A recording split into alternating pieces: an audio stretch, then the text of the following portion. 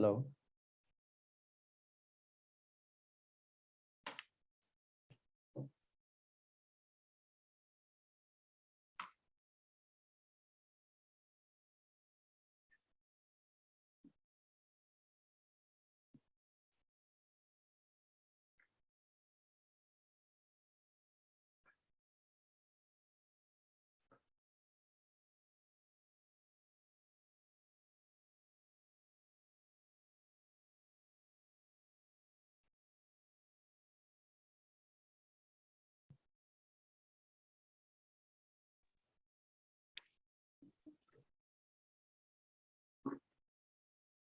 Good afternoon, all. Am I audible?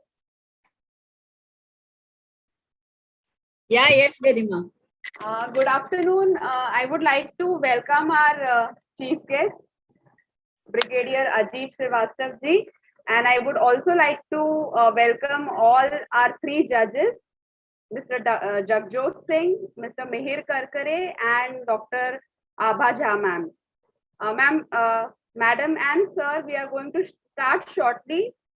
We are waiting for our father to join. He'll be joining soon. Am I audible? Yes, sir. You are audible. Thank you. Yeah.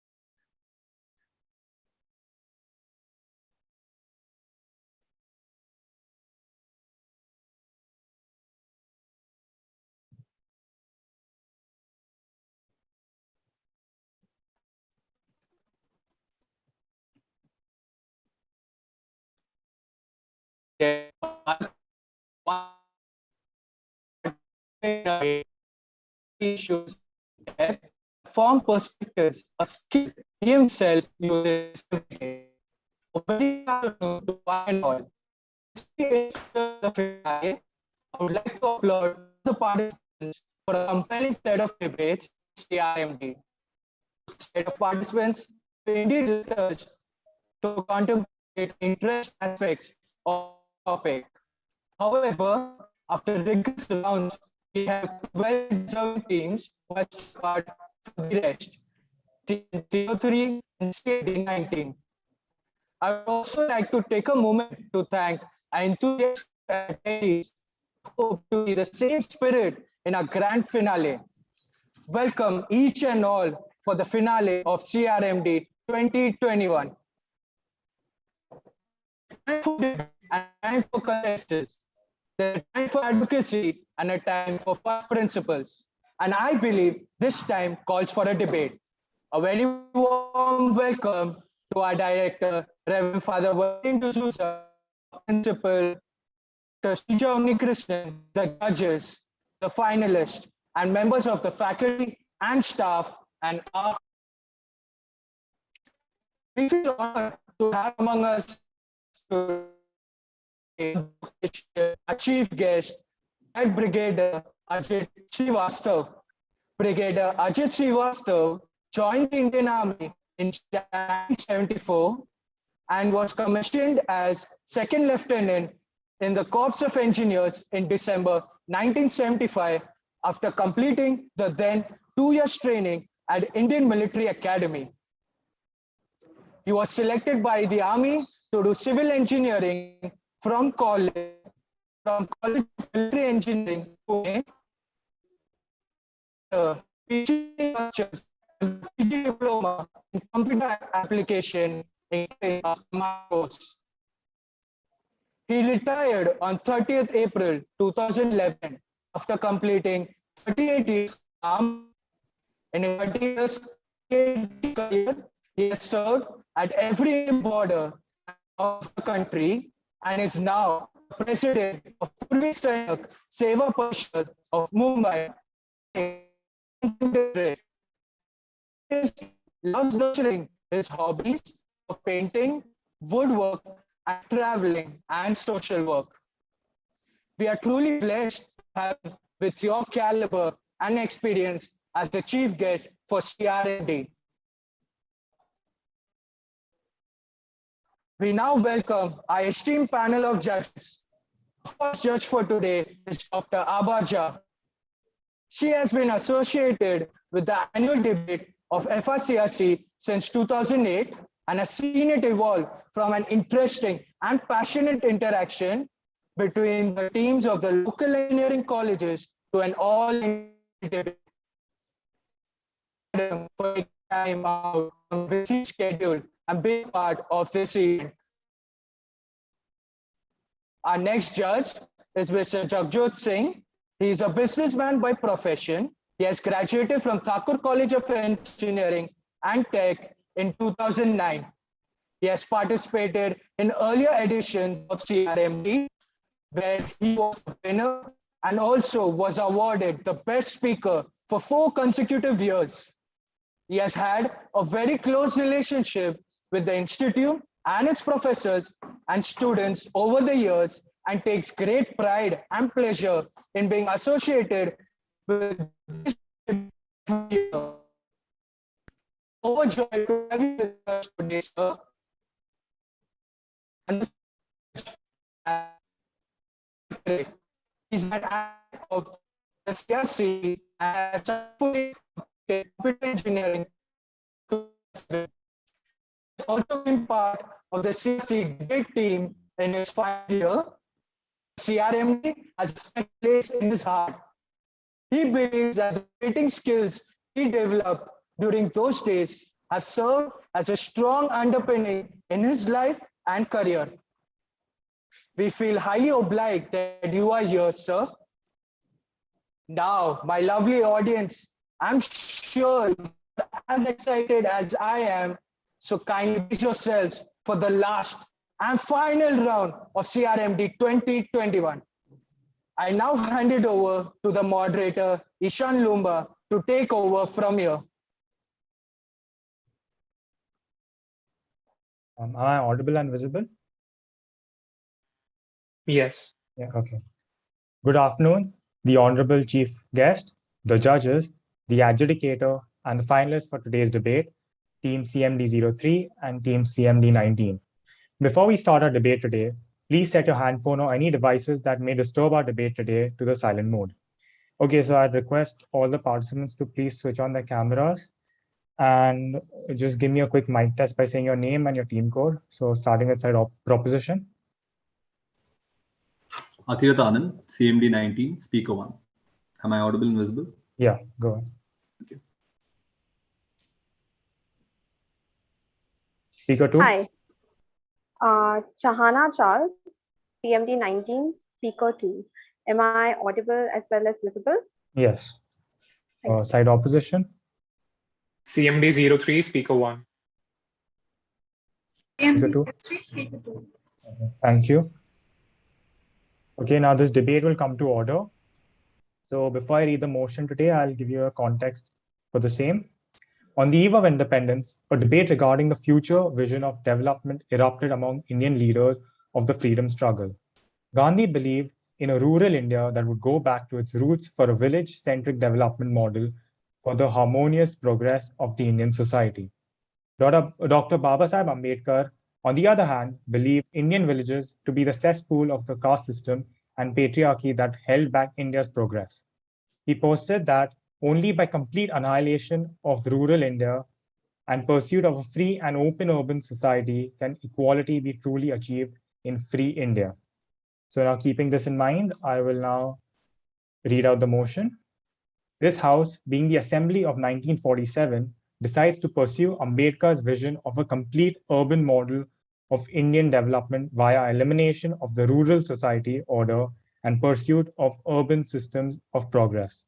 So representing the side proposition is Team CMD 19 and representing the opposition is Team CMD 03. On behalf of the House, I would like to express a sincere welcome to our chief guest, the judges, and the adjudicator. I will be a moderator for today's debate. So now I'll go over the rules for this debate. One member of the team will be opening while the other will be closing with their speeches. The opening speeches will be for 5 minutes each. The proposition will begin first, to be followed by the opening speech of the opposition. This will be followed by a 25-minute refutation round, wherein the opposition will raise their first question to be answered by the proposition, and the order is to be followed alternatively. After each answer, the side posing the question can comment for a maximum of 15 seconds. All decorum must be followed during this round, and both teams are requested to respectfully answer without talking over each other. At the end of the refutation round, each side is expected to give a very concise 20-second closing statement. This will be followed by the closing speeches, which will again be for 5 minutes each. Side opposition will begin first, after which side proposition is to give the speech. For each speech, only 15 seconds grace will be allowed. After each speech, I will immediately call upon the next debater to begin his or her address. Heckling is strictly prohibited. Are there any questions you all have regarding these rules? None from our side. Thank you. None. Okay. So now, before I call upon the first speaker from side proposition, I would like you all to please tell me your time cues. So beginning with side proposition for the opening speech. For side proposition, time queue of 15 seconds before the end of the time would be appreciated. Okay. And how would you like this? Yeah, could you just raise the hand raising feature that Zoom provides? No problem. And side opposition? The same raise hand feature at 4:45 and 5. 4:45 and 5. Okay. So now I call upon the first speaker from side proposition to begin the opening speech.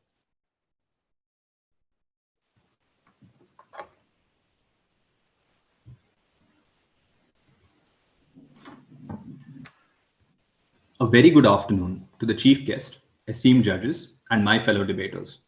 I am Athirat Anand, first speaker for Team CMD 19, speaking for the proposition. I will begin my speech in 3 seconds. 2, 1. Panel, we must first acknowledge that urban living is associated with better employment, education, and better health opportunities. greater access to social service, and opportunities for both social and cultural activities. Let us start by beginning with the background of how India was pre-1947. Mahatma Gandhi's vision for our country was the maintenance of the rural social order. In his book Hind Swaraj, he stated that the upholding of the caste system was beneficial for the country and it could be made beneficial and could be turned around in order to increase productivity in the rural area. Mahatma Gandhi wanted the same kind of education to be ruralized, wanted the same kind of education, and he was in support of a paradigm where the rural social order would continue and be upheld and would not have led to any urbanization or advancement whatsoever. Gandhi upheld this rural social order per se, upholds the typical masculine and feminine gender roles, as well as many more social evils that we will continue to discuss. Let us talk about Bhimrao Ambedkar, whose social order, whose opinion was that caste and patriarchal gender violence and other forms of regression originates from this very rural social order. Evils like child marriage, sati, mistreatment of widows, caste oppression is something that this rural social order actually propagates and promotes, and that this must not be allowed to persist if our country was to advance. Understand, panel and chief guest, that our burden here is to prove that from 1947, if India had taken the stance proposed by Bhimrao Ambedkar, we would be much better off as a country, as a nation. Here, we need to clarify and understand. We need to understand here that as House proposition, we're not proposing that we bulldoze the houses and that we steal the lands in the rural sector. Rather, we introduce those who have been mired and who have been trapped in the rural social order to urban progressive thought, which we believe and we will prove to you that will greatly benefit their lives. In this spirit, I will propose four different constructives. The first, the importance of social mobility. Second, the involvement of gender violence in this paradigm. Third, caste as a prevailing social evil. And fourth, the benefits of the influence of urban thought over the rural social order. Moving to my first constructive, which is social mobility. You need to understand the current reality. There is a lot of migration of labor from the rural to the urban side. The migrants don't have the same opportunity as most people due to their rural background.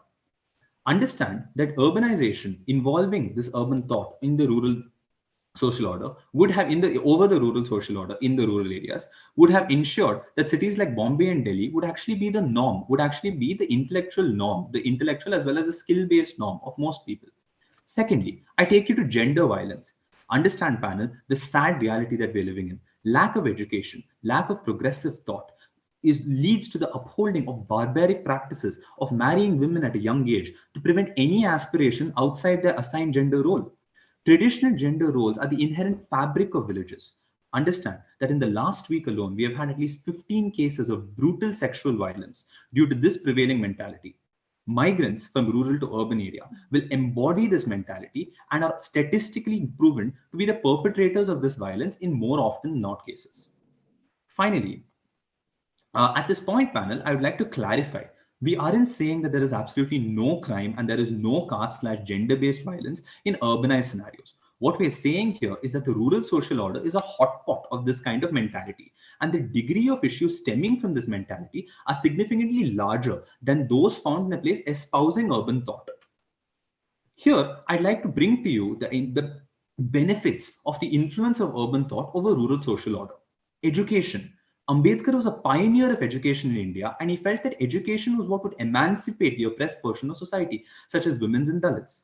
Understand, we have economic growth, we have economic growth. There is access to better opportunity and economic growth, as well as drastically reducing unemployment.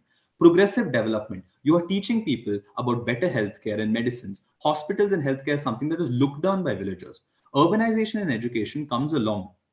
Urbanization and the education it comes along with opens the minds of those people who have been mired and trapped to the benefits of modern medicine. Understand the sheer number of social evils. 26% of crimes that are committed to this day in Uttar Pradesh are committed against Dalits. According to the NCRB, every 15 minutes, a crime is committed against a Dalit. You need to understand, and 15 milliseconds grace. The Center for Human Rights and Global Justice in the 19th report had identified the rural social order as the primary cause for caste-based violence against the Dalits. After Please extensive conclude your speech. wrapping up, the report said that the solution is to the same is heavy development and involvement of progressive thought. For these very reasons that we put forward to you, very, very propose. Thank you. I thank the member for his speech. We shall now hear the opening speech of the first speaker from side opposition. Good afternoon, respected judges and everyone present here. Recognizing that we are living in 1947, not 70 years in future, the opposition brings to light certain elements that negate Ambedkar's urban India philosophy. We shed blood for each and every citizen of this free country and not just for the metropolitan. A democracy is established by equal representation of people and their problems. An attempt at dissolving that representation for the rural population is an unearthly thought and goes against everything that we fought for. We need to be better than the British. We need to be better than the monarchs before them. This is our first step on the moon, and we can't afford to make any mistakes at this stage. We have an obligation towards the people who chose not to leave us and go to Pakistan. Each and every citizen of India matters. Respected judges, our country is a rural country. Neglecting that fact means to neglect over 80% of our population. I'm sorry to say this, adjudicators, but this is not the free country our freedom fighters expected us to build. We advocate, the opposition advocates for a balanced distribution-based approach that duly credits the rural population for their contributions to our economy. Our vast geographical landscape simply renders it impossible for the central government to oversee the village populace. Villages need to be given a degree of autonomy and ruled traditionally with panchayats and sarpanches, as we were doing before. Basically, India is a country of rich heritage, and it falls down to us to preserve that. We can't possibly understand all cultures, but what we can do is leave it to those that do understand it. And that's where the panchayat system comes in. We need Dr. Ambedkar and the proposition to think practically. The social order we talk about means systematic arrangement of social structure. It helps in active maintenance and reproduction of patterns of social relationships. It helps society to prevent, control, and regulate social changes. Social order is needed for a systemic, functioning society. Without this bottom-up approach, starting from the grassroots levels of the panchayat, we cannot run this beautiful country that we are proud to be a part of.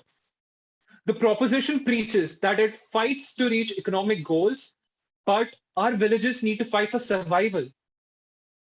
Another notion being circulated is that our system is oppressive to the rural minorities. These claims are as baseless as they come. Ensuring representation and autonomy with free and fair elections is how we reform social issues. Let's put some trust in our minorities and then make sure to support them in their battles. Respected judges, the opposition would also like to clarify that the panchayats here still fall under the jurisdiction of a higher rule. All unconstitutional incidents will obviously be dealt with. This was never the question. The question is whether we will be successful in establishing a strong social order in our hierarchy of federal governance. We say yes. Our plan says yes. Several international analysts will cite you the advantages of redistributing power and budgets to panchayats for rural projects. We need to fundamentally understand that we are not a Western country. Their ideals can't be enforced on our demographic. We need to understand what is best for us and act accordingly. Mr. Mohandas Karamchand Gandhi, Sri Mahatma Gandhi, is a rural sympathetic and rightfully wishes to reform Hinduism by abolishing untouchability, by setting up self-governing villages with an established social order. This is important to ensure the sentiment of our newfound independence and to ensure it percolates to the most remote corners of our nation. The most unique feature of Gandhi's economic model that he wants the entire flow of profits from the pockets of big industrialists to go to workers, which can again only be possible by proper delegation of power and resources to our villages. According to Gandhi, the caste system exists everywhere in the world, but in different forms. The caste system was never based on inequality and irrationality. Respected judges, Gandhi's view is that democracy, as based on political representation, citizenship, and human rights, should be adjusted to the caste system because that's the nation we are. Ambedkar's vision is idyllic and utopian. and is based on the urban spaces structured by technology, which is inaccessible to most people in our country, in this country. One day we do hope to live in an all urban country, but until then, we have established a democratic social republic, which means this country is owned by its people. We simply cannot forego fundamental obligations and eliminate rural representation. On that note, the opposition rests their opening remarks. Thank you. I'd like to thank the member for his speech. We shall now begin with the refutation round. But before we do that, I'd just like to request both sides to keep their questions brief and concise. So beginning with side opposition, you may pose your first question. Thank you, sir. Our first question to the proposition is that in your opening speech, you've mentioned that we've inferred from your opening speech that urban always equals better. Can you better elucidate on that? All right, thank you for that question. At that point, the way that my partner Atirat made that speech, the remark was about the situation India is facing today, where we're striving for urbanization in multiple sectors, be it education, be it our military, be it national security, threat perception, world trade, ability to compete within world trade centers. At that point, what Atirat's connotation was, urbanization is the only route to accessibility for poor people, with a whiz. At the time, mobile phones were out of reach for every person in the rural area. But now we've seen that mobile phones have been something that a lot of people in the rural area have access to. How has that happened? Urbanization. Urbanization reduces the divide between rural and urban as it exists today, which is why we don't have to become like the West. We don't have to look too far. We can probably look at Singapore, we can look at South Korea, we can look at Japan, where rather than fighting for irresponsible superstitions or eradicating social evils in one go, they focused on improving their national security, their military, their finance, their education. That is what Atirat meant. Thank you for your response. However, we are a little confused as to which incidents or which countries or which statuses you are mentioning, considering that we are the Assembly of 1947 and at least the opposition has no understanding of what a quote-unquote mobile phone is. So we just would like to bring that to the fore. Side proposition, you may pose your next question. Thank you. At this point, sorry, yeah, go ahead. A question from side proposition. In your speech, the opposition leader stated that all unconstitutional incidents will be dealt with. Yet, a majority of caste-based incidences, as well as gender-based crimes, have happened in rural as well in rural social order settings. What do you say to that? Thank you for your question, sir. We would just like to react with one small thing. India is a very newly independent state. We have just received independence from the British Raj, and we are re-emphasizing that whatever sort of law cases that you are mentioning, they will be dealt with in an appropriate fashion, and we have faith in the current legislative system that is established by the Constitution of India. Reminding you that the House is the Assembly of 1947. So we would appreciate if all your questions are keeping that in mind. Thank you. Just a quick comment before my partner comments. Thank you. Sorry. At this point, we would like the judges to note that at the point where India is the House is the 1947 Assembly, and we're not necessarily retrospectively arguing. The question here is, every other country that is developed today, be it Singapore, be it rapid economic development of Vietnam post the Vietnam-US war, the question here is, what should be the best step for India's development? It has been proven that even today, 60 years after independence, India has not been to the mark that India could have been. That is the question, and that is the response we need from opposition. Side opposition, you may pose your next question. Right. So considering the fact that more than 80% of the Indian population is rural based, when Dr. Ambedkar mentions us or refers to this rural section as the cesspool of India, do you not think that he has a predominant bias against the rural sections of this society, more than 80% of the people? Thank you. This is a very interesting question, which I will answer at length at this point. Understand panel, Mr. Babasaheb Ambedkar is an academician. The biggest problem here is opposition does not credit Babasaheb Ambedkar enough for his academic rigor. I, as a student of political science as well as social work, as well as security, will answer this with nuance. The problem within rural society, and this is where we come to nuance part. Rural society, rural economy, and rural people are different. We still love the rural people. We want them to have better lives. This is why Modi government or any government is trying to create more sanitization, introducing sanitary pads for women, introducing toilets for all of these people. Why is that? Because we want their lives to be better. What is the social evil stopping us? Things like sati, practices like sati at a time, practices like child marriage at a time, practices even today like honor killing in villages of Haryana, where I would quote unquote say that the Khap Panchayat leader tells that jeans and mobile phones cause sexual violence and these women deserve to be killed.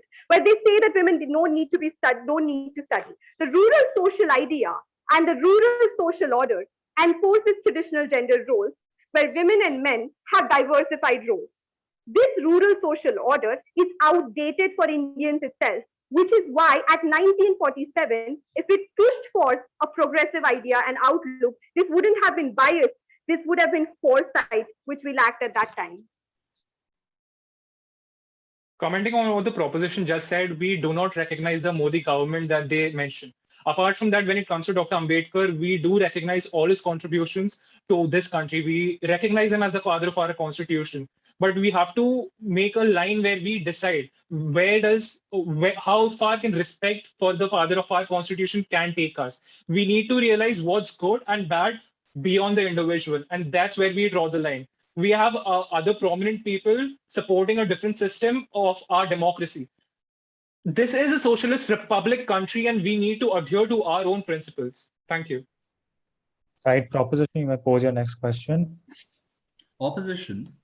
The year is 1947. We'll play ball. The year is 1947, and caste violence, gender social evils are at a rampant and staggering rate. The number of child marriages that are happening on a daily basis, the number of interfaith couples that are being butchered, and the number of sheer caste-based violence that is happening right now is clearly why a learned scholar such as Bhimrao Ambedkar has actually stated that rural social order is a cesspool of violence and evil, more or less.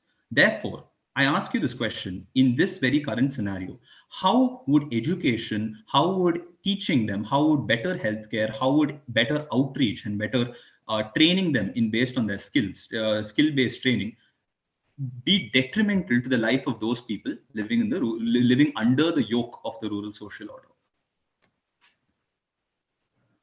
Thank you for your question, sir. If we understand your question correctly, what we're saying is that the debate today has to not only revolve around the social order, as you rightly mentioned. We shall elucidate further upon that in a while.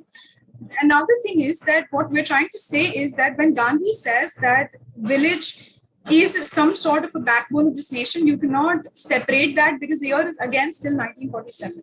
As for upskilling them, we're for that. We're not saying that we should not be upskilling our farmers or upskilling the rural population. Our problem is that the way that B.R. Ambedkar is putting this forth, the way that his ideology has been put forth, we do not think that it is implementable given the current scenario. That's all we're saying. Thank you so much. Just a quick comment on that. Judges note either partners of the opposition bench have no idea as to what principles they were proposing, irrespective of Gandhiji's Hind Swaraj or their own doctrine of Satyagraha or Baba Saheb's annihilation of caste. In both notes, that Gandhiji's Hind Swaraj clearly states against upskillment of that sort, and Gandhiji's Gurukuls go against the globalized norms of education, which is to say they have to argue in 1947 not having schools that teach you English, not having schools that teach you technology, but rather having gurukuls that teach you say, different kinds of teaching in terms of, say, the Ayurveda, Please all in conclude your all over point. India. Thank you. Side opposition, you may pose your next question.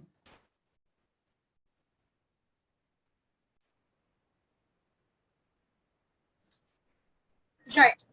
Thank you for that. We just like 10 seconds to frame this question correctly. Could we have that? Yeah, go ahead. Thank you, sir.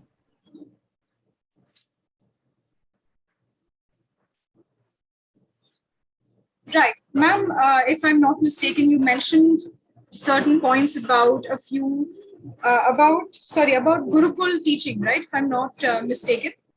Can you please elucidate how that fit into the previous question that you asked? Because clearly that context was lost on us. So if you could just help tie in all of that, we'd sincerely appreciate it.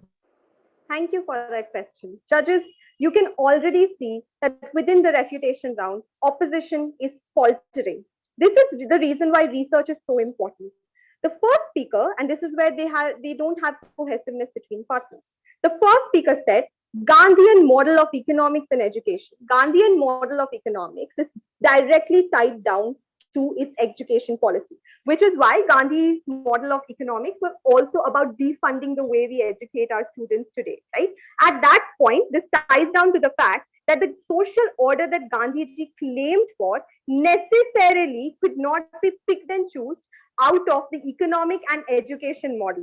So within that assembly debate, because I'm a law student, I know this was exactly what was posed down. If you had researched it, you would know that this education model is exactly what Ambedkar ji was proposing, right? At the later stage, wherein they said an open and free society needs a different way to educate and a different way to go about that. That is what urbanization meant, not only in economics, but mostly in the way that you think and the way that you develop the society.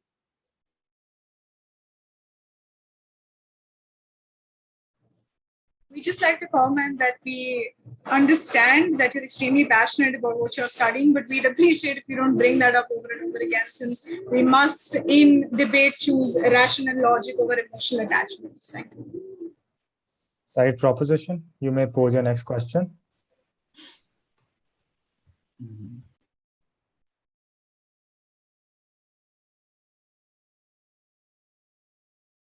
Thank you. Very well, my worthy opponents. At this point, it's very pertinent to note that the rural social order and Gandhiji's philosophy promoted in 1947 was quite inspired by the USSR, which later fell quite badly, as we all know.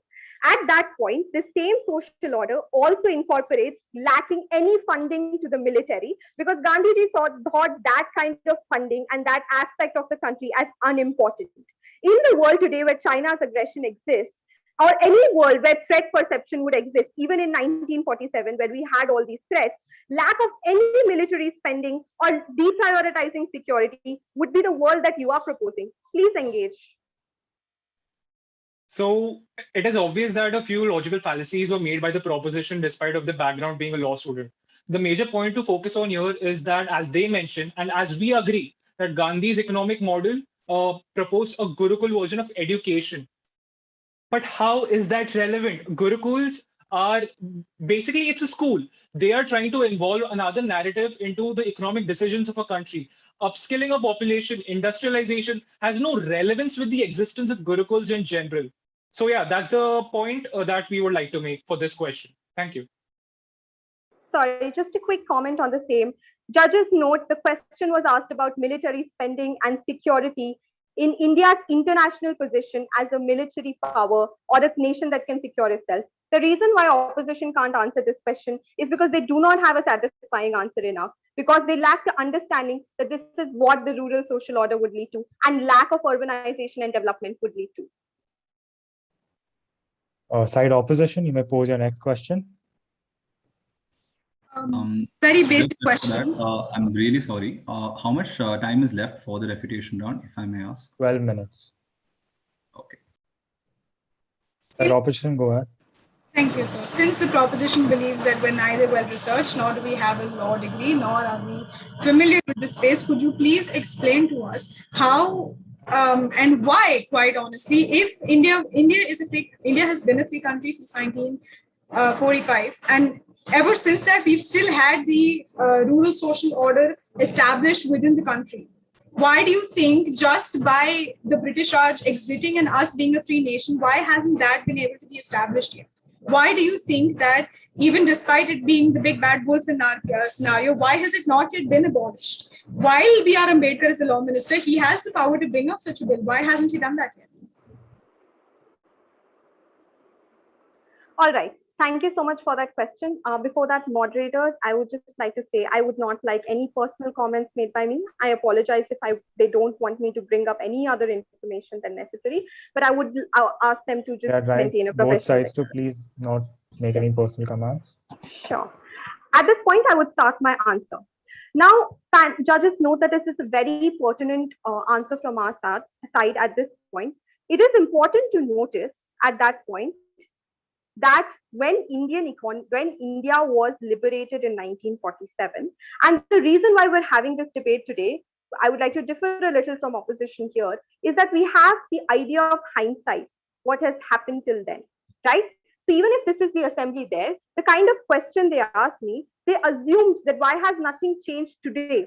So they asked me a question which is relevant about 2021. So I'll answer it in two respects. How is it relevant today, and what was relevant then? How is it relevant today is this: India proposed a model where it upheld rural social order by incorporating panchayats within the jurisdiction, right? At this point, India has a massive divide of urban and rural population, wherein the rural population is always behind the urban population because it can never catch up. People in Delhi and Bombay enjoy the best facilities, but because the rural social order was upheld during that assembly debate, they always stayed behind. In terms of if they ask this question as to what happened in 1947, at that point of framing, what has to be noted pertinently, within 1947, Ambedkar has constantly brought out these social evils. But the sad point and the unfortunate point is this: because of patriarchy and Brahminal supremism at that point, it was very hard for him to get the kind of majority that he wanted within his opinions. And the second element of the same is to understand that India's social evils have been brought out later slowly and slowly. We had child marriage that was regularized at that time. We had so many laws that were not gender neutral at that point. We think that is something that is at the core of this debate, and that is something that has to be engaged with.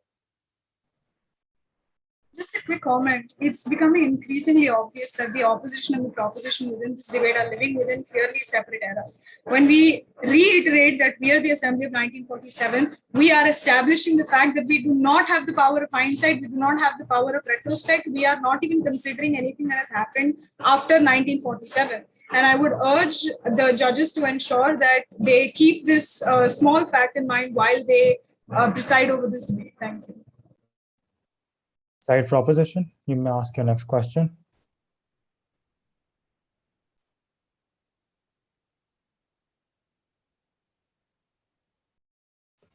Okay, question from side proposition. All right, to the speakers from the op.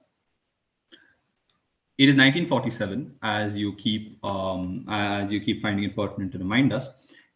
You realize that at this point, this entire council is situated, is full of people who come from the upper middle class, or rather the upper caste of the Indian strata of society. Therefore, the question that you asked, which is why is it that Ambedkarism, that is, why is it that Ambedkar's ideology is not, so wouldn't you agree that the question that why is it that Ambedkar's ideology, when he said that the caste system needs to be abolished because it gives unfair privilege while trampling down on those people who are undeserving simply because of where they are born, do you not believe that this question in itself is redundant, given that the number of people that are sitting in this particular assembly are all, or rather most of them, are from the higher caste? Thank you. Short answer, no, we do not think the question is redundant. And since your question was clearly a yes question, we'd like to end it. Thank you. Any comments, side proposition?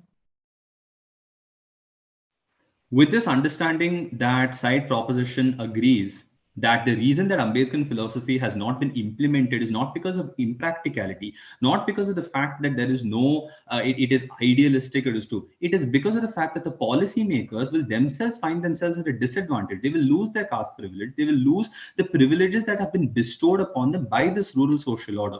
And that is the reason they're holding on so tightly to it. And that is the reason why, and that is the true reason why opposition is stating so far that rural social order is that Ambedkarism, that is Ambedkar's ideology, is something that is impractical, is something that is not going to be implemented in a right way.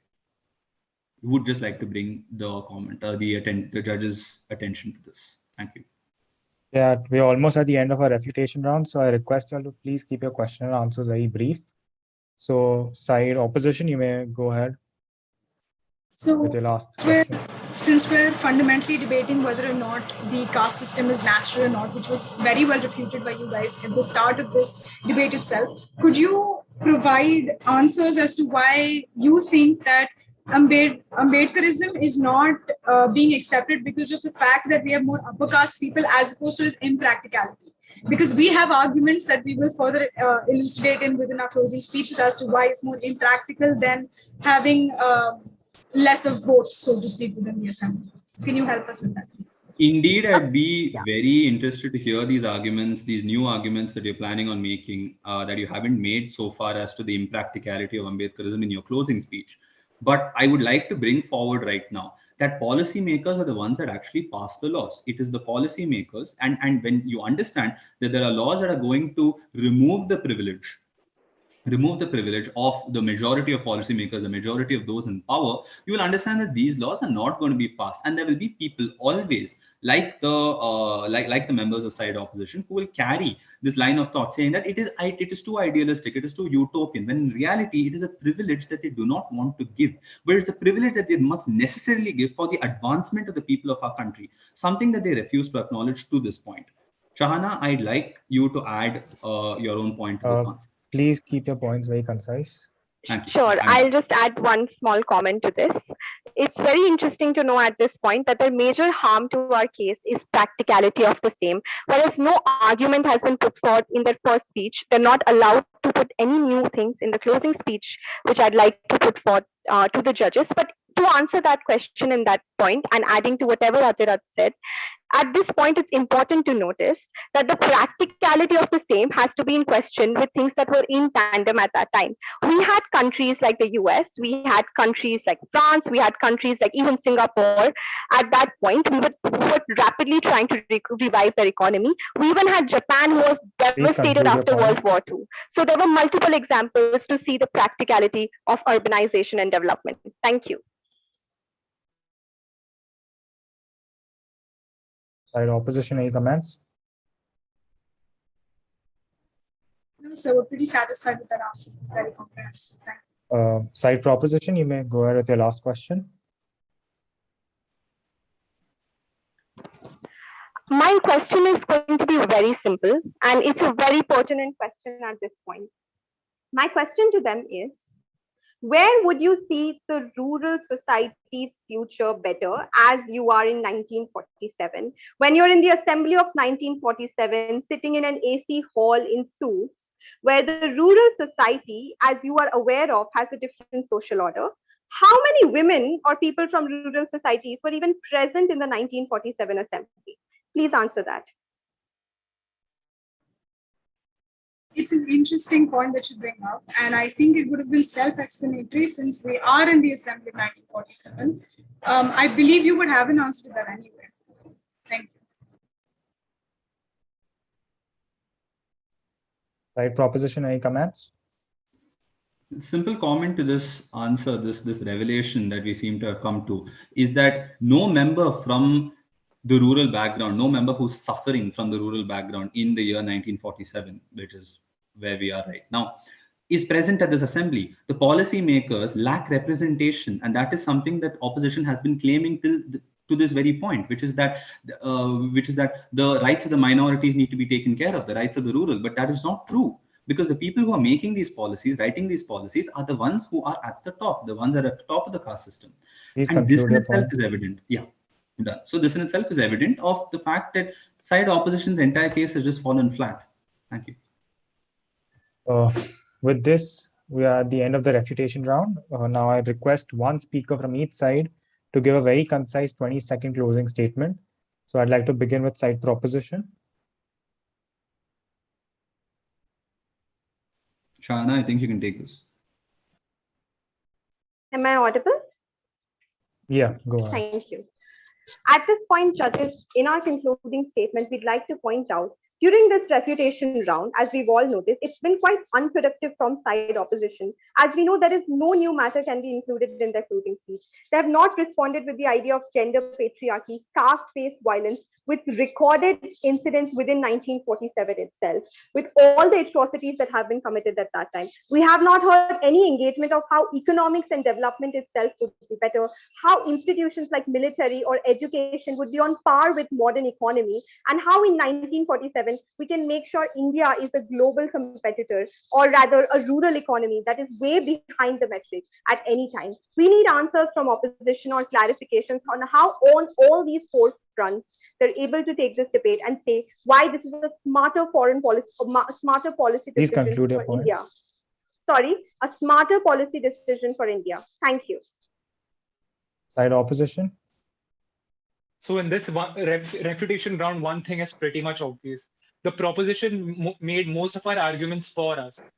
When you say that the rural population is not empowered, the social order that we preach is working towards empowering them. What Dr. B.R. Ambedkar wants is for that order to not exist. What he wants is for an urban centralized society, and that is something that we not preach. With our social order, we expect that one day, with the majority of this assembly, we will have one of the largest armies in the world, basically, and we will have one of the biggest geniuses coming out of our rural populations. That is something that we expect to achieve, and that is something our social order will help us achieve, not Dr. B.R. Ambedkar's model. Thank you. I thank each side. Now we are going to begin with our closing speeches. So before I call upon the speaker from side opposition, would you all please give me your time cues? So starting with opposition. Seems 3:45.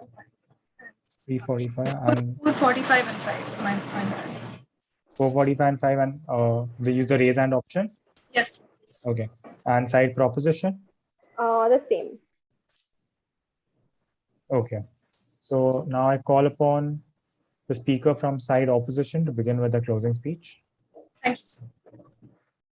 It's interesting to see how the proposition has structured their debate during this entire discussion over the past almost half an hour.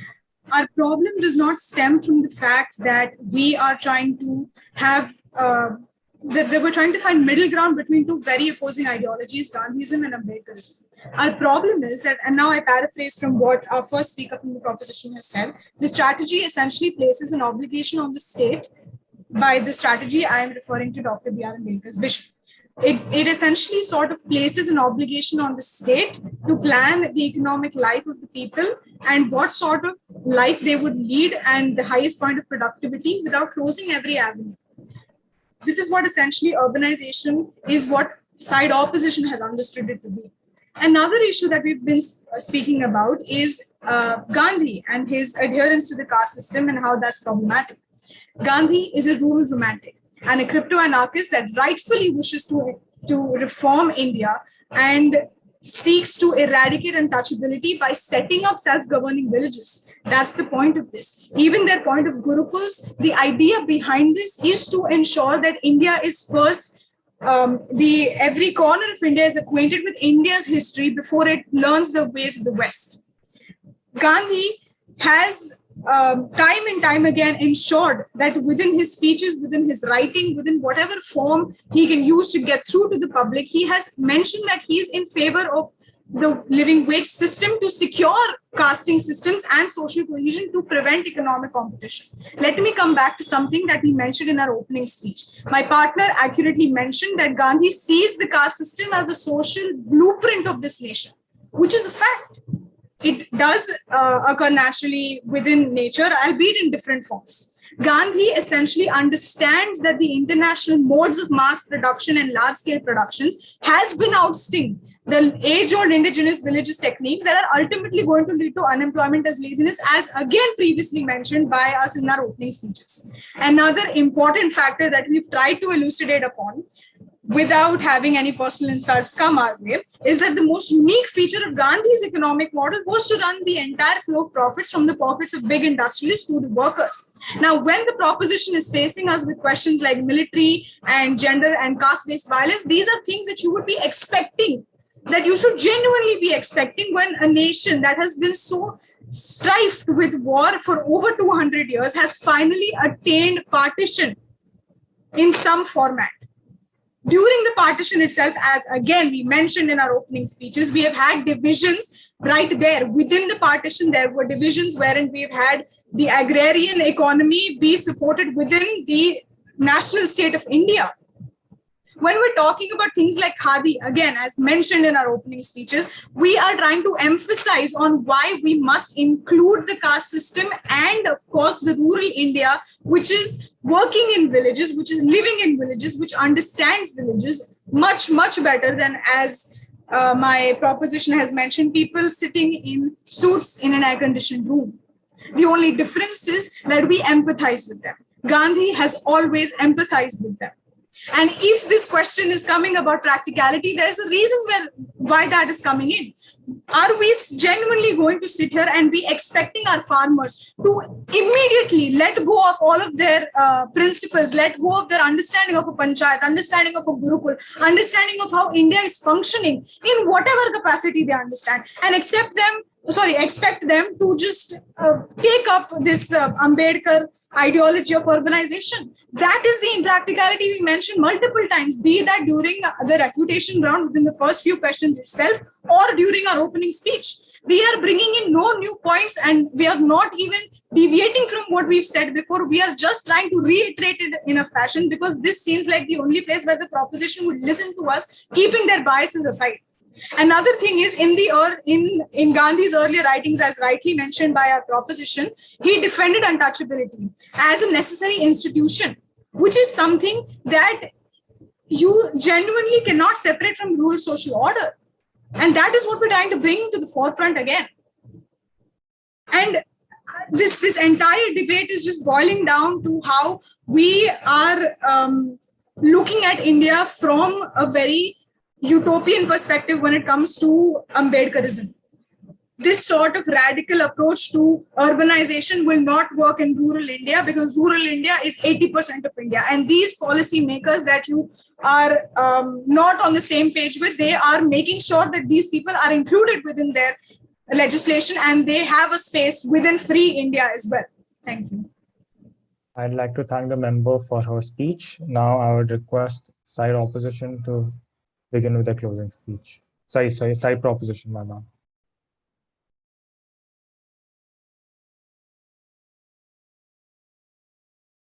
Hi, am I audible? Yeah, go ahead. I will be timing myself, so I would not want a time stamp, but maybe for the convenience of everyone, we can have a timestamp at 4:45. No problem. All right? Yeah. I will just give a short countdown before I start my speech. I just need to set up my stopwatch. Right, thank you. Starting my speech in 3, 2, 1. Esteemed judges, the reason why I as a woman today is able to even stand and have this debate is because at one point someone was able to break the shackles of rural social order and make sure that I study and I'm not married off. This is not hindsight panel. This is understanding of what 47 looked like. What 1947 was for women, was for untouchables, and was for the rural sector itself, right? At this point, the maximum damage that we've gotten from side opposition is two things. One, that rural sector needs to be catered to, and they're important. What is side opposition conceded to today, judges? Side opposition in their closing speech has conceded to the fact that they have no qualms with untouchability. And since Gandhiji had defended it at one point, they think it's an important part of Indian society and it's something that should continue onwards from 1947 because somebody is at least catering to the rural sector. At this point, if we prove two things to you, A, what is a better policy decision for India in future without hindsight, knowing that we're 1947's assembly, and B, in what world rural societies are better, we win this debate.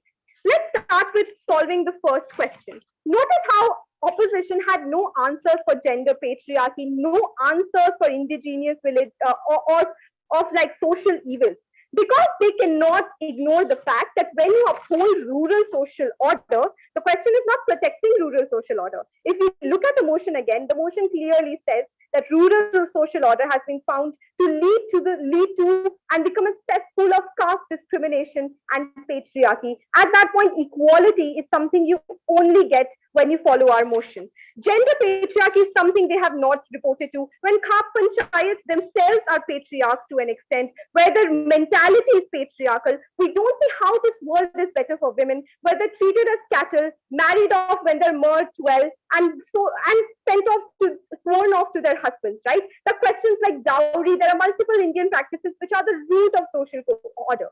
The question, my panel, is this: just because something is traditional doesn't mean it's valuable. At that point, India has to focus on what it can do better. In terms of rural economy, they talk to me about economics. I'll tell you why they lose on economics.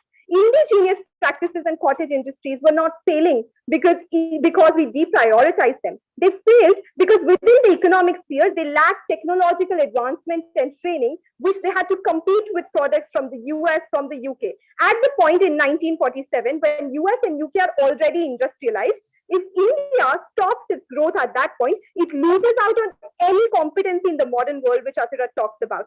Which is to say, the reason why India can be seen as a global competitor, it was nothing back then. It was a post-colonial society. It had to be able to force itself progressively in the society. At that point, we win even on the economics argument, because rural societies need better and modern education at that time, even in 1947, to be able to compete with global competitors. We're not saying farmers to stop working in the farms. We're asking them to take advantage of everything the world has to offer them, take advantage of all the modern technologies they can take, and ask government to provide them the same, to provide them education, sanitization, and awareness. You know what, panel, at this point, even in understanding of military, they lack the understanding that rural social order does not necessarily prioritize things like military or international relations at that point. These are things which are complexly in the sphere of urban development. At that point, India's perception as a world dominant, or at least the road to the same in 1947 goes away. At that point, we won on 4 arguments which Athira propagates at this point. We tell you why gender equality is better on our side. We tell you why caste system has to be abolished for progressiveness of India. We tell you why this does not look like asking people to stop anything they're doing. We're telling you that this looks like people using better technologies to do the same thing, using education, spreading awareness, telling women, going to the villages and spreading awareness and telling them that women deserve literacy, deserve education in 1947. Because if we had that in 1947, even if without hindsight, we would progress even rapidly. You don't have to compare to the West. You have to compare to the urban model. We think, as anything, Ambedkar is a lot more practical because he's able to see how other countries have improved their economies. He has studied them and researched them at that point. There is no point in clinging to values which don't get you any benefit in the longer run. At that point, we can take the example of Singapore and Japan. Asian economies that have worked better have and uplifted their culture at the same time, and rural economies. Rural economy can only become better with a little bit of urbanization that we talk about. We lose this debate on gender equality, caste system, of economic access and access to opportunities, because they tell you they're okay to being the patriarchs, the rich people in the assembly, rather than actually care for the rural people. So in our world, India is competitive, has better practices, and is a better nation, and will become a better nation in 1947. It will take a strong stance Please at that conclude point. your speech. Sorry, 15 seconds, please. India is going to be a better sector, and rural sector itself will be better because they will respect their women. They will respect the untouchables at that point and know that it's not the right thing. They concede to these things, and that is why they lost this debate in the refutation round itself. Thank you. Okay, I thank the member for her remarks. With this, before I end the debate, I would like to ask each side if they found any points that have been raised in the closing speeches of the opposite side. So I'll begin with side proposition.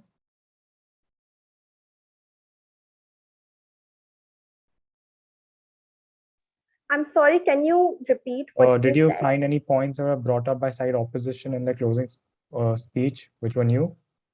Right, I think my partner had noted down a few things that were new rather than clarifications. But at that No, point, we are we supposed didn't. to say that? We don't Or really you can want just to. state if there are any new points made. Oh, all right.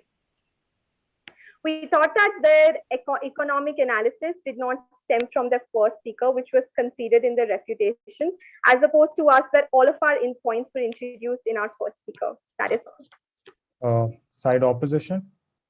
So yeah, we found quite a few discrepancies in the closing statement made by the proposition. So 6 things that weren't previously introduced.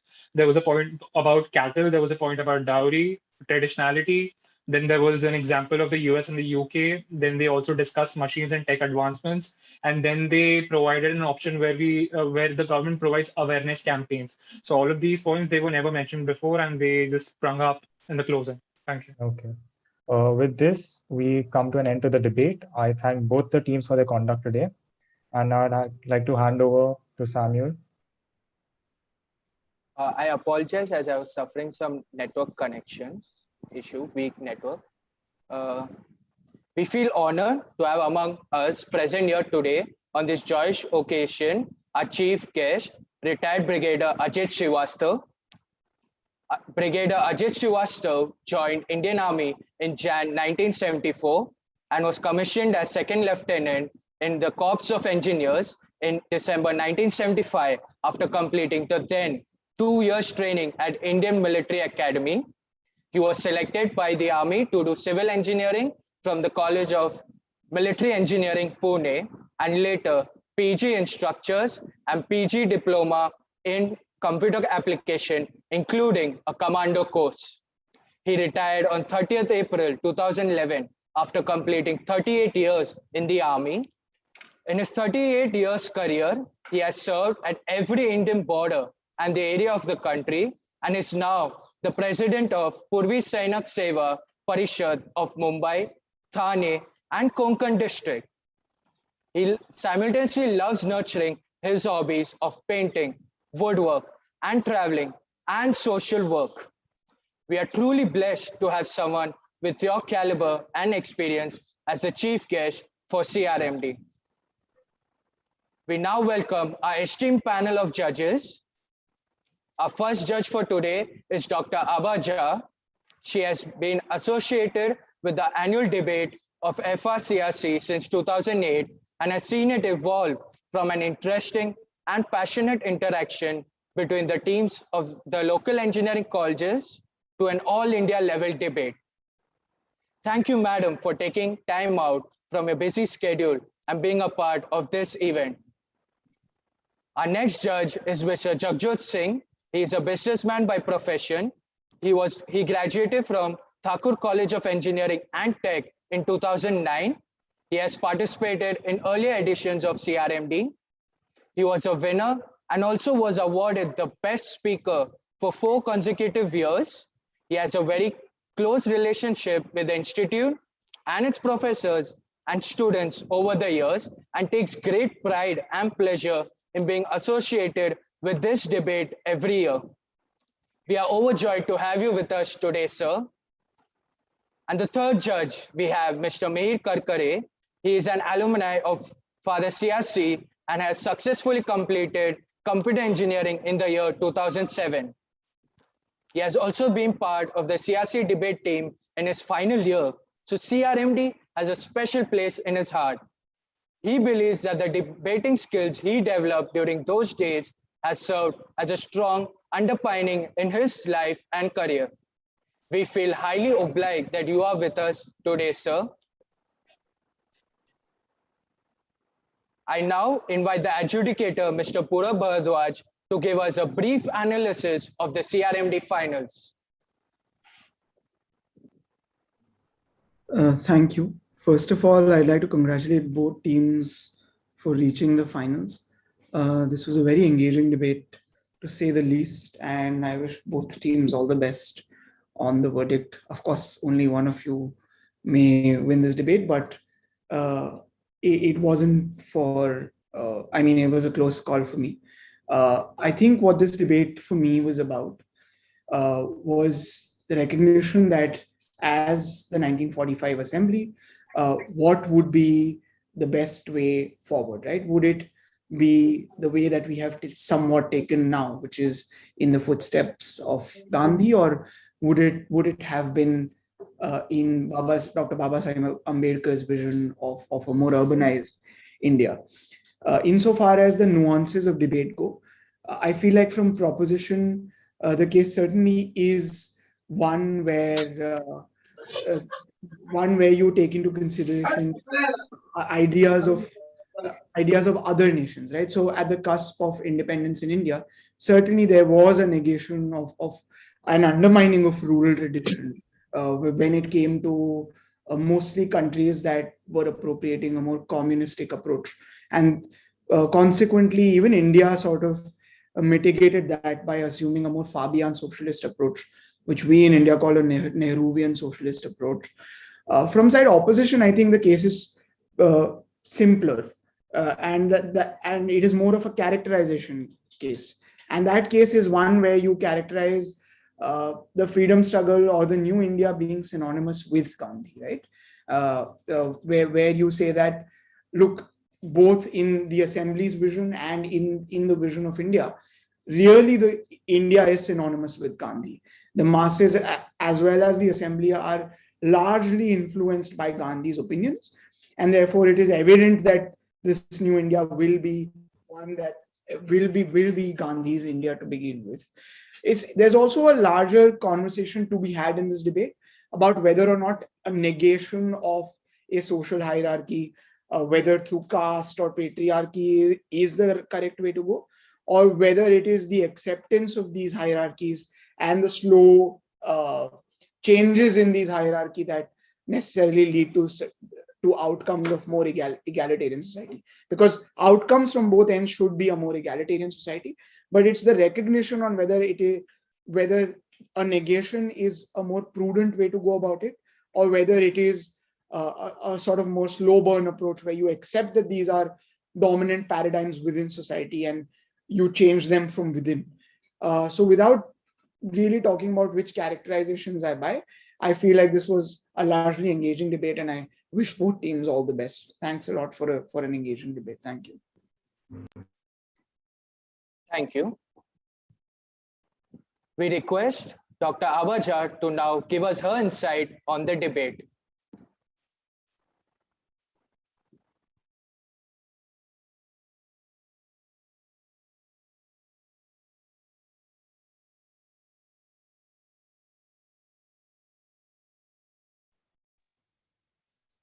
Ma'am, you're on mute.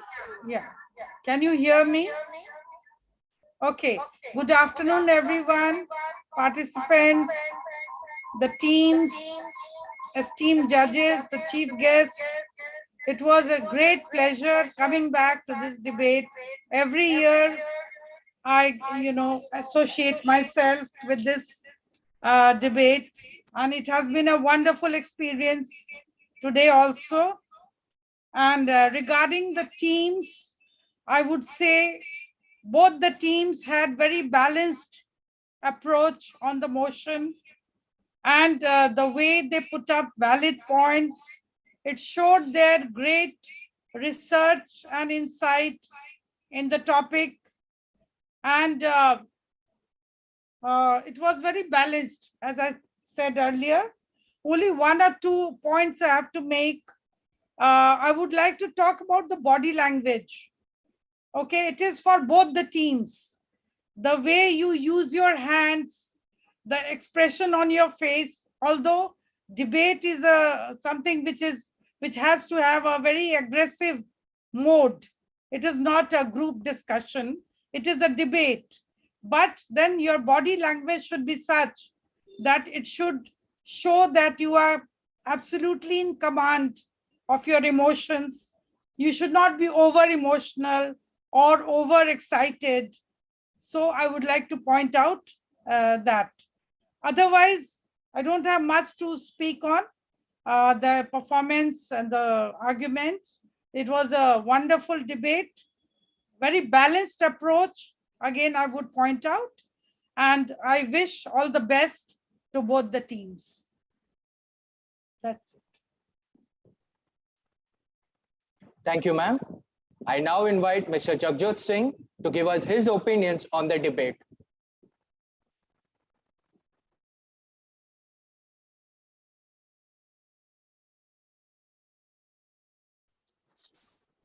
Hello, good afternoon. I hope I'm audible. First and foremost, my most sincere gratitude for having given me a chance yet again to be a part of this absolutely phenomenal debate. I would like to extend my most sincere respect to the management of the institution and to the chief guest, Brigadier Saab, for making this debate special and now institutionalized every year. I was a part of this in 06, 07, 08, and 09. And every year, not only have the subjects become more and more intellectually challenging, they require a fair amount of research, a fair amount of knowledge about what you're talking about. But even the speakers who come for these debates are way more forceful. They have good vocabulary. Their thoughts are quite organized. And they make very good use of social media or the search engines to have a good assessment of what they're talking about.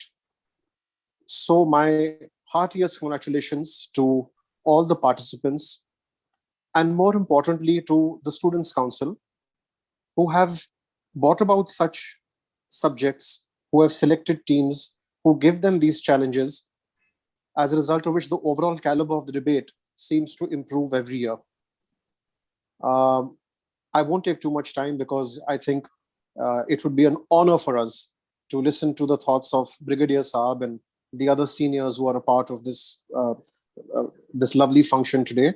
But my 2 pennies for the pot would be that if I understood what exactly was happening here, is that we were supposed to teleport back to 1947.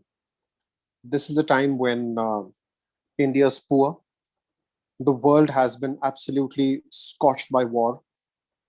The future of the country is uncertain. There is disease, there is poverty, there is no food on anyone's plate. We are blessed with natural resources. We are blessed with a huge population. But how do we galvanize all these resources to bring India to where it should stand, for it to have its tryst with destiny? And this is where these 2 giants of our country's history, Dr. Ambedkar Sahab and Mahatma Gandhi Sahab, had very different views about what the future should be like. Keep in mind the journey that each one of them have gone through their personal lives. Mahatma Gandhi was a barrister, a tight upper-lipped lawyer from South Africa who came to India, and he traveled the length and breadth of this country to discover the deepest, darkest corners. And then he made up his mind on what the vision for this country's future should be. Dr. Ambedkar, on the other hand, was a man who came from very, very humble beginnings. And he was somebody who faced utter discrimination in his formative years. Yet, he held the pen, he read the book, he became a great lawyer. And when it came to the Constituent Assembly which he led, he did not just formulate what he had learned in the past, but he read the constitutions of a number of other countries. India's constitution is a mixture of the best of US, of UK, of South Africa, of Japan, so on and so forth. So he had this vision of how India needs to modernize. We need to let loose of every faith and every belief that we had, because there were many ills in it. And Mahatma Gandhi, on the other hand, said that we are a great civilization. We are a continued civilization. We have great traditions. With a little tweaking, with a little improvement, we already have a framework on which we can build more for this country. And the rest, of course, was a matter of great visual history, which we've all seen. It was, of course, a mixture of both ideas, which is why we sit here so far away from each other, connected via mobile phone, accessing free data. We drive around in our cars, we live in our towers, because this country greatly progressed. And all the respect to these great mammoths of our Indian history who have made this country what it is. So once again, my heartiest congratulations to all the participants. You did well. It's a pressure game. I totally relate to it. It's not easy. And of course, now we're on Zoom, but when we used to be in live, the sparring sessions used to be really, really hot. And nobody would give an inch to the other group. And it's a pleasure to watch this happening. It brings great joy to me. Thank you very much for having me here. And my deepest respect to the institution for this lovely debate. Thank you. Thank you, sir. I now request Mr. Meir Karkare to give us his feedback of the debate. Thanks, Samuel. Am I audible? Yes, sir, you are. Great. Good afternoon, everybody. And good afternoon to Father, Mr. Chief Guest, Shrija ma'am, all the teachers who are here, my fellow judges, as well as all the participants and others watching. It's great to be here to judge this debate. Someone mentioned, I think Samuel, in my intro, he mentioned this debate is very close to me. And, the reason is when I was, I think, when I was in my third year, two of my best friends were in the debate team. Then one of them graduated, and my final year, I joined the debate team. And I think we were second. And then 4 years later, my cousin, who later was a student of CRC, he was in the debate team and he won and he got the trophy back. So it's like a, something that I've seen over the years during that time. So very, very glad to be here as a judge today. A few things I wanted to, quickly touch upon, which I think are, important points of feedback. First of all, I thoroughly enjoyed the debate. I mean, there were times when I felt I wish I could jump in and participate and make a few points. So I loved the debate. I loved the energy with which it was carried out. There are some thoughts that I wanted to share. One is, it's almost like a point of order. I kept seeing some cameras turning on and off of participants. I mean, you don't have that luxury in physical debates, right? And in a scenario like this, you just cannot do that. I mean, that has to be, cameras on 100% of the time. Again, a point which was made, it would have been really good if there was an agreement as to how the motion has to be interpreted. Are we supposed to get transported back? That agreement wasn't there. If that was done because it benefited your point or it made it easier for you to debate, I mean, I felt that was a little bit of a disconnect. It would have been great if that was there. What I also felt is that, there could have been much more drawn in terms of, facts and figures, references, quotes. I felt that was not what I would have expected. I mean, all of you guys were so good. I just felt that this was a bit missing. I also saw that during the refutation round, see, in a debate, no, you cannot allow one person to dominate an entire round. And, you as a team, you have to make sure your opposition doesn't do it.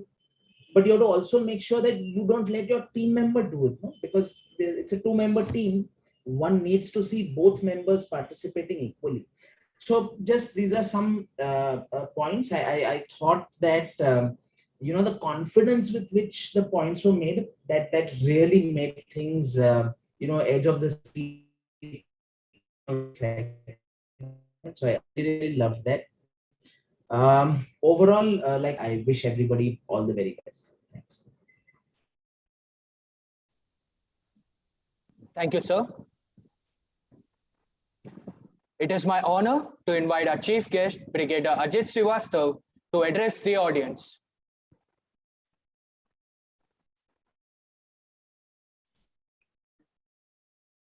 Thanks a lot.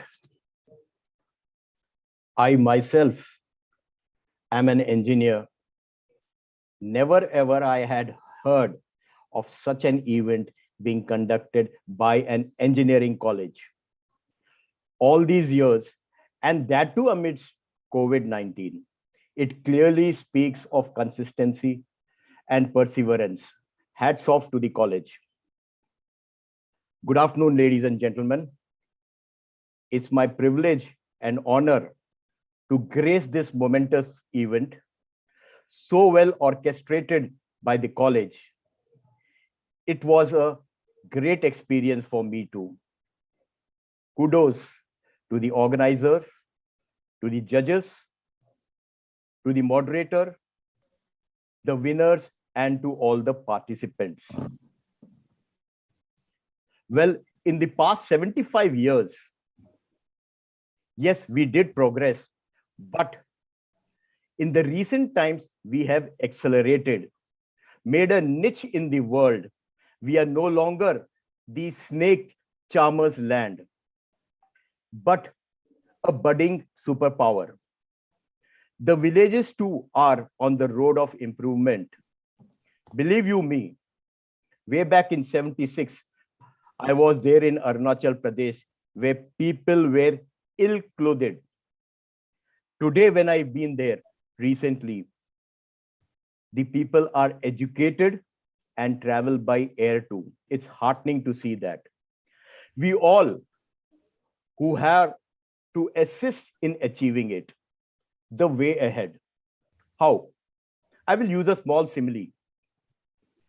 I'm sanguine there won't be anyone in the audience who hasn't had a pizza. A pizza consists of two components, a base and the toppings.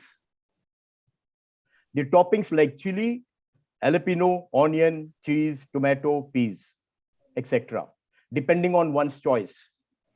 Irrespective of the institution you belong to, sorry, irrespective of the faculty you have chosen, the pizza base, the basic education and traits is being provided by the colleges. The toppings have now to be provided by you. The toppings of application of knowledge.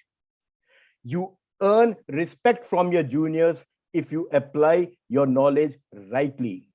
I know of engineers, electrical engineers, who could not repair a simple press, the iron press, what we have at home. So we need to apply our knowledge.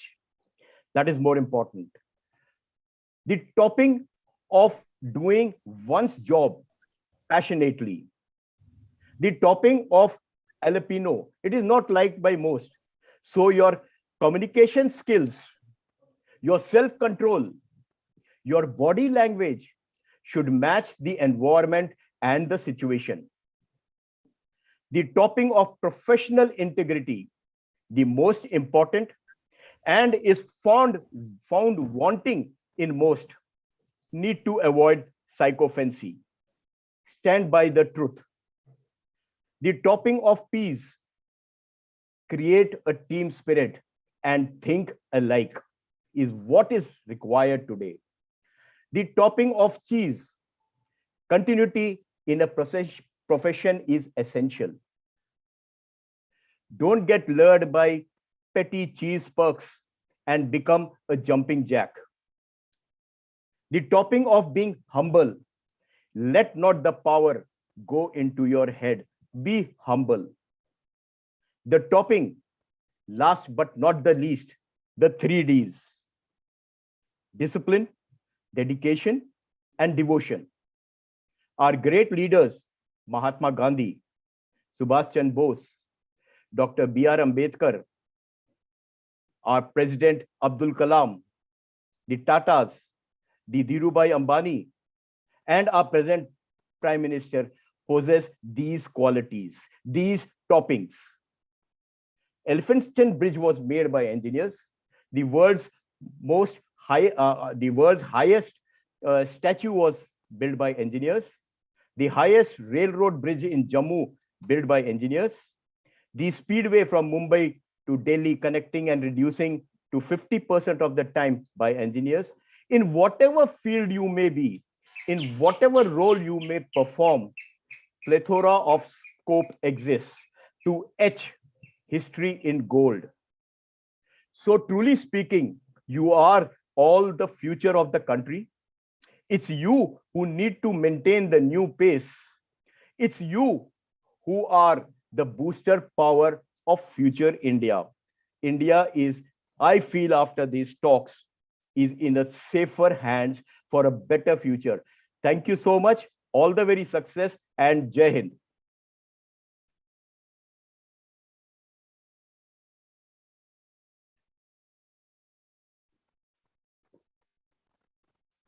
Thank you, sir, for your inspiring address.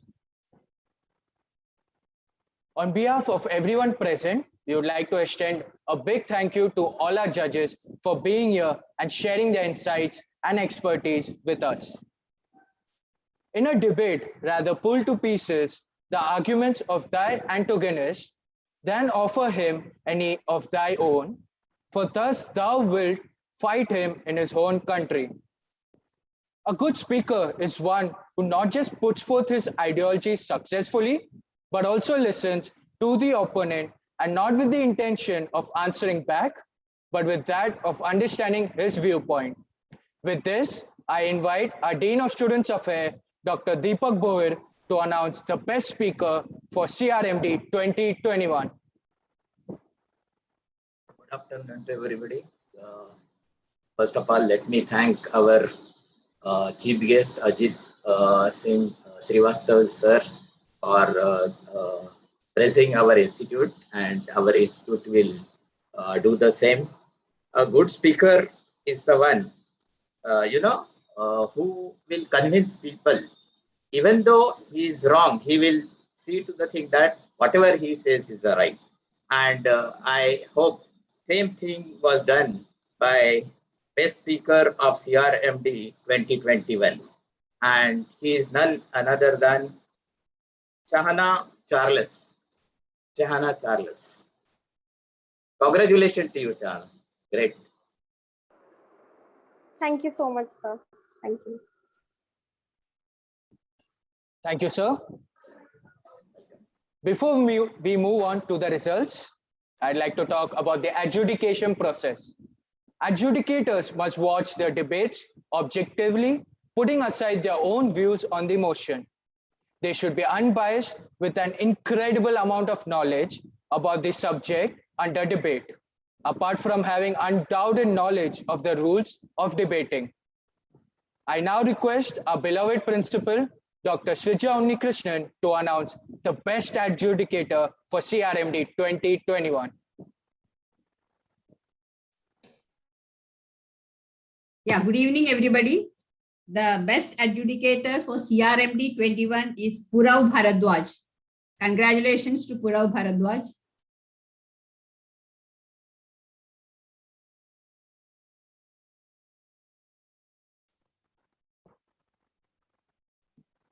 Thank you, ma'am. And now, the moment we have all been waiting so eagerly for has finally arrived. I would kindly request our chief guest, Brigadier Ajit Srivastav, to declare the winners of CRMD 2021, and I would like all of you to join in the celebration.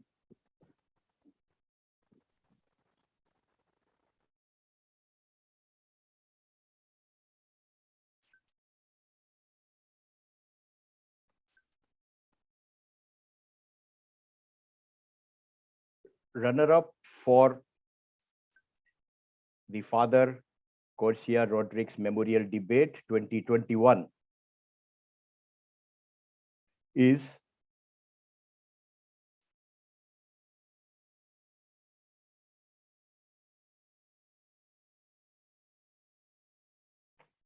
you have increased everybody's heartbeat.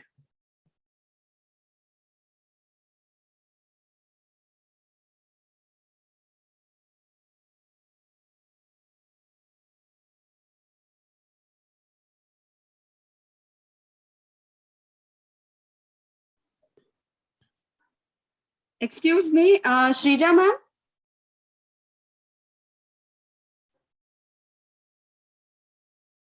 Am I audible? Yeah. Yes, yes. Ma'am, I am sending you, Brigadier sir is declaring the runner-up. You have to just name the runner-up. Okay, okay. I am sending you. please just read out the name of the runner-up. Yes, yes.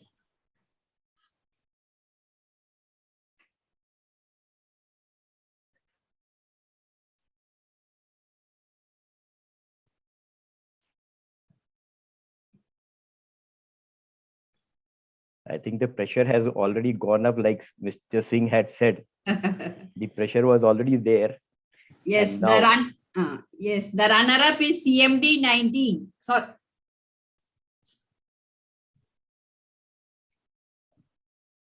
yes, ma'am. Yes. So I think Brigadier sir, the winner is. Yeah, the winner for CRMD 2021 is. Yes, ma'am. CMD 03. Congratulations to both the teams. CMD 03. Congrats. Heartiest congrats. Most deserving. Thank you so Thank you, much. ma'am. Thank you, Thank sir. you so much. Thanks a lot, ma'am. Thank you. Yet one more year has come and gone, but the debates seem to linger on. As we celebrate 75 years of independence, let us all take an oath to make changes with the same intensities. With this, let's invite our editorial secretary, Ms. Alisha Rao, to raise the vote of thanks. Samuel, just one hammered second. out on the anvil of discussion, dissent, and debate. As we celebrate 75 years of independence, Conceição Rodrigues' memorial debate captured the essence of struggle towards freedom and its celebration with our theme, the emanation of unbecoming comportment. I'd like to begin by congratulating CMD 03 and CMD 13, our champions of CRMD 2021, who've earned these esteemed titles with their eloquent and fervent speeches in multiple rounds of debating. This debate and the divergence of views of 32 excellent and zealous teams from all over the country have played their part in enriching our history and our culture.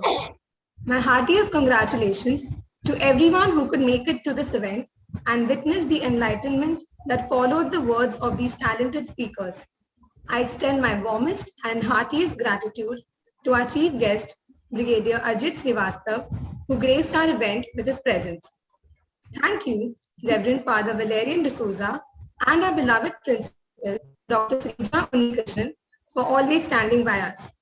And to our marvelous judges, Dr. Abha Jha, Mr. Jagjot Singh, Mr. Mihir Karkare, and all the other judges, thank you so much for taking your precious time out of your busy online schedules to grace this event and judge our enthusiastic participants with such avidity. Thank you to all the teams and their prestigious institutes for being a part of CRMD 2021. This event was elevated by your participation, and the energy exhibited by you truly represents the patriotic spirit of our country. To the audience, no event is ever complete without you. Thank you for attending this event with unbroken ardor. My faculty in charges, Mrs. Parshvi Shah, Mrs. Garima Tripathi, Dr. Joseph Rodrigues, Ms. Prahelika Pai, and Mrs. Sundari Prabhavati, thank you for guiding us at every step and manifesting this event as everything we had intended it to be.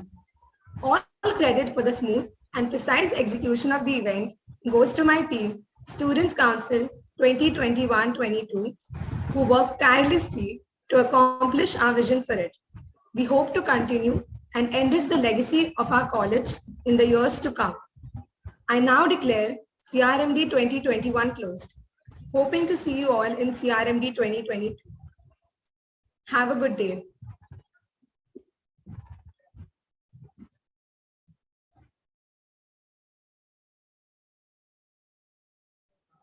We again thank the organizers for hosting us here.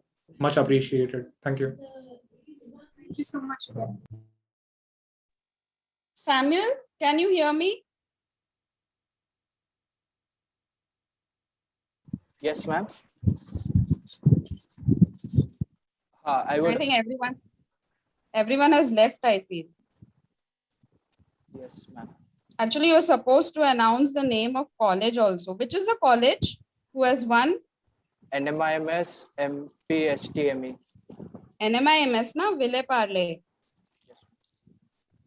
Sir Yes. is there. That was my doubt also, which is the college. Yeah, actually, Yeah. had told them to mention the name of the college, the winner college. I think they forgot. So it is NMIMS college. Yes, ma'am. It is. Yeah, and the runners-up are the Gujarat University, Law University College. Gujarat National Law University. Yes. Congratulations to both the teams. Thank you. Thank you so much for joining, all of you, and congratulations. Thank you, ma'am.